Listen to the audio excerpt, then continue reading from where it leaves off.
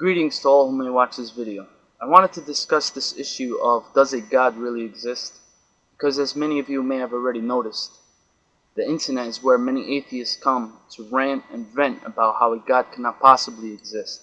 These same atheists often try to play the role of scientists and claim the title for themselves as being a rational and logical group of people. But these so-called rationalists will never be able to say for certain that a God doesn't exist, because even they acknowledge that matter cannot be created from nothingness.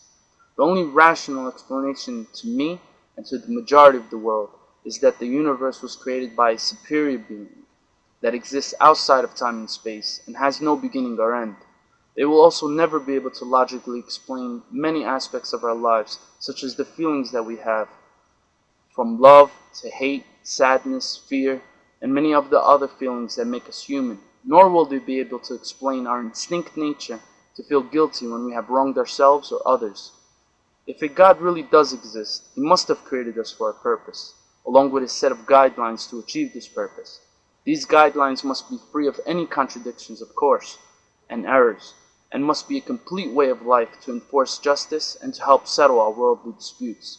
Now, I know many of you are probably thinking every religion insists that is the one and only true religion. But let us quickly go over the religions of the world and see which religion could possibly be correct, solely based on logic alone for now. Let's focus on the 5 major religions of the world and see which religion can withstand the scrutiny of the rational mind. These 5 religions are Christianity, Islam, Judaism, Hinduism, and Buddhism. Even though its followers are a very small number, I added Judaism anyway because its followers claim it to be one of the oldest religions of the world and because they are followers of the Old Testament. The first thing you may notice about all these religions, except for one being Islam, is that they are all named after a person or a tribe. But let's put this fact aside for now and focus on which one could possibly be from God.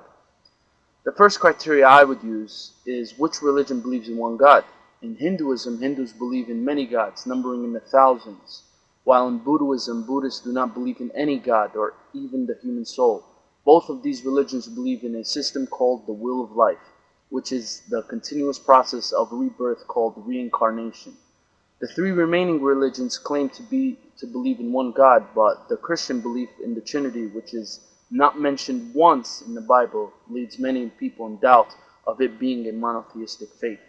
The second thing is God must have wanted all of mankind to follow His commandments, so He must have had some way of relaying His message to the entire world, regardless of their location.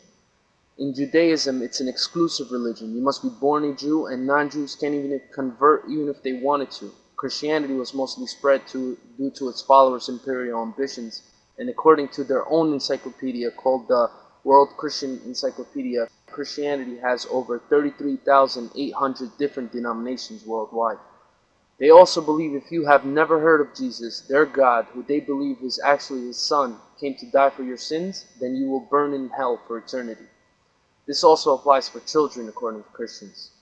Hinduism is supposedly 4,000 years old, and 2/3 of its adherents still live in India where it originated. In Islam, Muslims believe God sent a messenger to every group of people around the world, but these messengers were later taken as gods after their death. In Islam, unlike Christianity, a person will not be held accountable if he or she has never heard of Islam. Muslims currently reside in every country on the planet, and for those who believe Islam was spread by the sword, Indonesia, which is the largest Muslim country, has never been invaded by a Muslim army. Even the Mongols who conquered Muslim lands ended up converting to Islam. To my knowledge, this is a unique event in history, which has never happened before, that the conqueror adopted the religion of the conquered. The third is, if a religion were to be correct, it must contain a set of laws directly from God to govern our worldly affairs. Judaism does claim to have divine laws, but you will rarely ever hear of a Jew wanting to enforce these laws, because if they did, then they will have to act upon many of the brutal laws found in the Bible, such as a rapist must marry his victim and never divorce her, or being stoned to death for disobeying your parents. Christians, on the other hand, have disregarded all the laws of the Old Testament completely, and they don't really have any divine laws to govern a nation. But when the Christians came to power in the early 4th century, they have been the bloodiest and most violent of all the civilizations in all of history. Islam is the only religion with a complete set of divine laws to govern a state and our social affairs. It was the first religion to recognize women's rights and made everyone equal in the eyes of God despite their race, economic, and social status. The history of the Muslim empire, which stretched from Spain to China and ruled for over 1,000 years, has been mostly blotted out in Western history books. This is mainly done to try to suppress its growth and to demonize Islam, despite the fact that both Christians and Jews lived peacefully under Islamic rule, and when the Jews were being persecuted in Europe, they found sanctuary in Muslim lands. Knowing this, you will still find Islamophobes claiming that Muslims want to kill everyone who isn't Muslim. I would also like to add that a book directly from God or inspired by God, as the Christians like to say, must be free of any contradictions or errors. The modern day Bible literally contains thousands of errors and contradictions. Even the oldest known Bible, called the Codex Sinaiticus, when compared to the modern day Bible, it shows that thousands of alterations have been made, including the addition of verses to support the Christian claim of Jesus, peace and blessings be upon him, being God.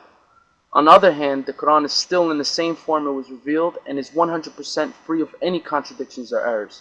Every alleged contradiction made against the Quran has already been refuted. If you want to believe that the Prophet Muhammad, peace and blessings be upon him, who could neither read or write, was the author of the Quran, then how could anyone logically explain how the Quran could be free of any grammatical errors or contradictions if it was verbally recited by an illiterate man? The only logical explanation to this is that it must have been revealed to the Prophet Muhammad directly from God through the angel Gabriel, peace and blessings be upon them both. The final thing I want to mention on this subject is that atheists and agnostics often say Islam is an obstacle to the advancement of science and goes against evolution.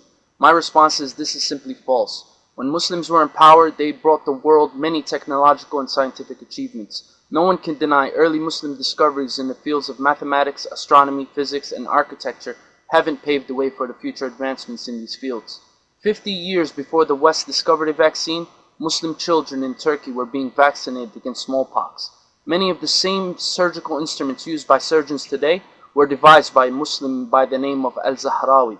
Muslims were even the first to establish hospitals that were open to all people and free of charge. History remembers the Muslim era as being the Golden Age, while when Christians ruled, they brought to Europe Dark Ages. Now to the biggest problem atheists have with religion in general. It is that religion contradicts with evolution. While this is true for Christianity, it is not necessarily true for Islam. The only problem Muslims have with evolution is the claim that we evolved from apes. But in Islam it does mention that the first human being, Adam, peace and blessings be upon him, was of a different stature than we are today. And if you want to believe all living things evolved from microorganisms living in water, then this does not contradict with Islam at all. In fact, Allah subhanahu wa ta'ala mentions in the Quran that He has created every living thing from water. I would like to end this video with a few verses from the Holy Quran so that you can further contemplate over the purpose of our creation. I sincerely hope that this video has changed your perspective about Islam and know that it is the only true and logical religion in the world. كيف تكفرون بالله وكنتم أمواتا فأحياكم ثم يميتكم ثم يحييكم ثم إليه ترجعون هو الذي خلق لكم ما في الأرض جميعا ثم استوى إلى السماء فسواهن 7 سماوات وهو بكل شيء عليم وإذ قال ربك للملائكة إني جاعل في الأرض خليفة قالوا أتجعل فيها من يفسد فيها ويسفك الدماء ونحن نسبح بحمدك ونقدس لك قال إني أعلم ما لا تعلمون كنتم خير أمة أخرجت للناس تأمرون بالمعروف وتنهون عن المنكر وتؤمنون بالله